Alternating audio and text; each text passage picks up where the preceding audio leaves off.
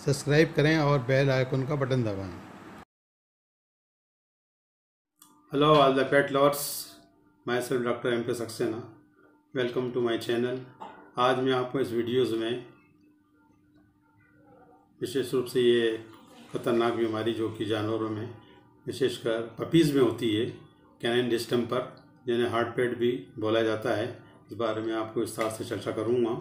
साथ ही साथ मैं आपको इस वीडियोज़ में क्लिनिकल साइड से भी कुछ जानकारियाँ दूँगा, जिससे कि आप अंत तक इसे अवश्य देखिए और पसंद आने पर लाइक, शेयर, सब्सक्राइब कीजिएगा।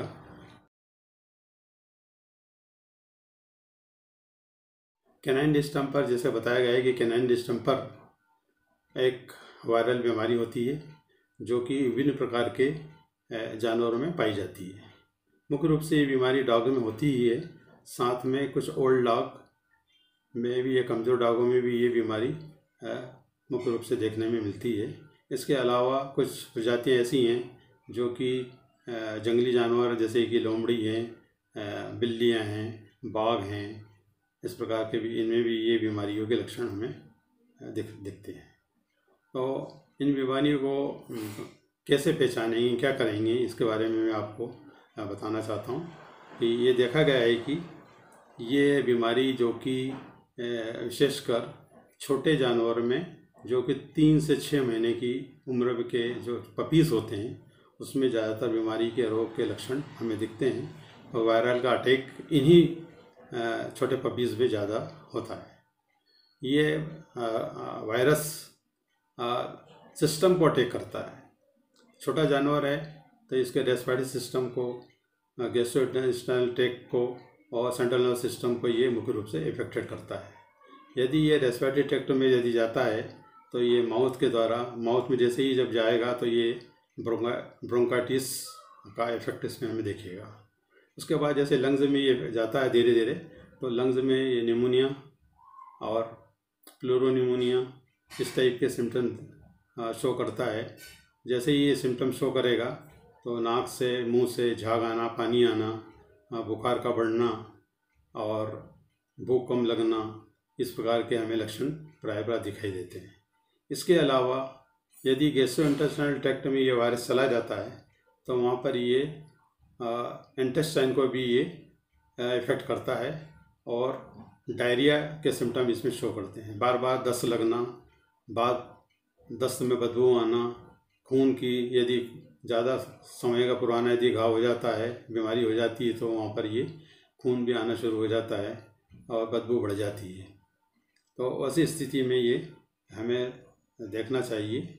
और यदि ये सेंट्रल नर्वस सिस्टम में यदि ये इफेक्ट करता है तो ये धीरे धीरे बॉडी से होता हुआ, नर्वस सिस्टम से होता हुआ ये ब्रेन में जाता है और ब्रेन में ये इफेक्ट करेगा और धीरे धीरे वहाँ पर इमिशिएशन, चक्कर आना, घबराहट, बेचैनी और उल्टी के सिम्टम हमको दिखते हैं।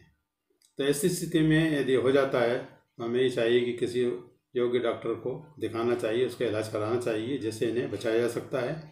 लेट स्टेज में यदि हम इसको ऐसा करते हैं, नहीं दिखा पाते हैं, तो ये प्राय देखा गया है कि इन्हें बचाना बहुत मुश्किल होता है। ये फेटल डिसीज़ होती है। 80% डेथ जो कि कैनाइन डिस्टेंपर से होती है, वो इसी कारण होती है कि हम बराबर टाइम से इलाज या वैक्सीनेशन नहीं करा पाते, इसलिए टाइम से इसको वैक्सीनेशन कराना चाहिए।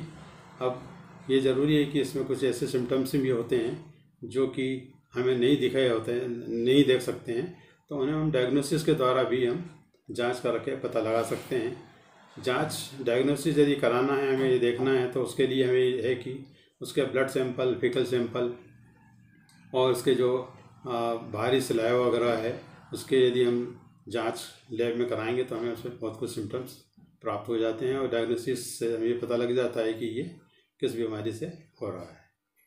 डायग्नोसिस के बाद सिम्टोमेटिक भी ये पता लगाया जा सकता है कि ये बीमारी कैनाइन डिस्टेंपर से है या नहीं है। यदि ऐसा है तो हमें उसका उपचार कराना चाहिए। ट्रीटमेंट के लिए जहाँ तक बात आती है, इसके उपचार के लिए इसमें देखा गया है कि इसका कोई स्पेसिफिक उपचार तो होता नहीं है, सिर्फ इसका एक ही उपचार है कि वो वैक्सीनेशन, यदि टाइम से हमें वैक्सीनेशन कराना है जानवर में तो इस प्रकार की बीमारी हमें प्राय मिलेगी नहीं। इसके लिए हमें वैक्सीनेशन डॉग को टाइम से कराते रहना चाहिए। छोटे डॉग हैं तो हमें ये देखा गया है कि हर तरह की कैनाइन डिस्टेंपर यदि है तो उसको कैनाइन डिस्टेंपर का सिंगल स्ट्रेन भी हम इसका उपयोग कर सकते हैं। यदि हमें ज़्यादा बीमारियों के साथ इसको लेना है, स्ट्रेंथ बढ़ाना है, तो कई बीमारियों के वैक्सीन भी अवेलेबल होते हैं, उनको भी हम लगा सकते हैं। लेकिन यदि कैनाइन डिस्टेंपर पर कोई हमें डाउट हो रहा है तो हमें सिंगल स्ट्रेन का हमेशा उपयोग करना चाहिए।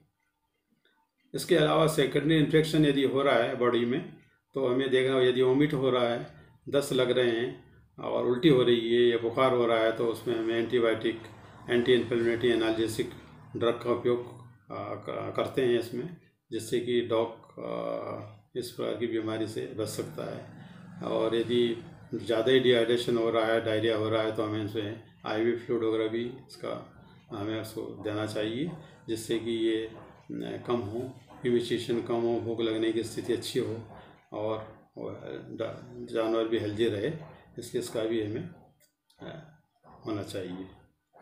इसके अलावा ये भी देखा गया है कि यदि हम इसके साथ साथ कुछ ऐसी प्रिकॉशन जो कि टाइम से वैक्सीनेशन होते रहे और जहाँ पर डॉग को हम बांध रहे हैं, रख रहे हैं, वो भी जगह साफ़ सुथरी होना चाहिए, किसी प्रकार का वहाँ पर गंदगी न हो और जगह को हमेशा साफ़ सुथरा रखें, डिसइंफेक्टेंट का उपयोग करें, ब्लीच करते रहें, 1 पार्ट ब्लीच का और 30 पार्ट यदि पानी मिलाकर हम उसको साफ़ सुथरा उसको करें, जगह को साफ़ सुथरी, तो इस प्रकार के साफ से बीमारी कम हो जाती है। ये देखा गया है कि ये कंटामिनेशन से भी बीमारी फैलती है, तो ऐसी स्थिति में हमें चाहिए कि डॉग को एक दूसरे डॉग से, जो भी इन्फेक्टेड डॉग है उनसे इनको दूर रखें और इनका खाना, दाना पानी भी हमें अलग से देना चाहिए। ऐसा करने से ये बीमारी के चांसेस कम हो जाते हैं। इन चीज़ों का हमें ध्यान रखना चाहिए। यदि हम ये ध्यान रखेंगे कि टाइम से वैक्सीनेशन हो रहा है, साफ़ सुथरी जगह है और इन्फेक्टेड डॉग से, हेल्दी डॉग से दूर रख रहे हैं, तो इस प्रकार के ये रोग हमें नहीं दिखेगा। इन चीज़ों का आप ध्यान रखिए। यदि आपको ये मेरी वीडियोस पसंद आ रही है तो इसे लाइक, शेयर, सब्सक्राइब अवश्य कीजिएगा। धन्यवाद।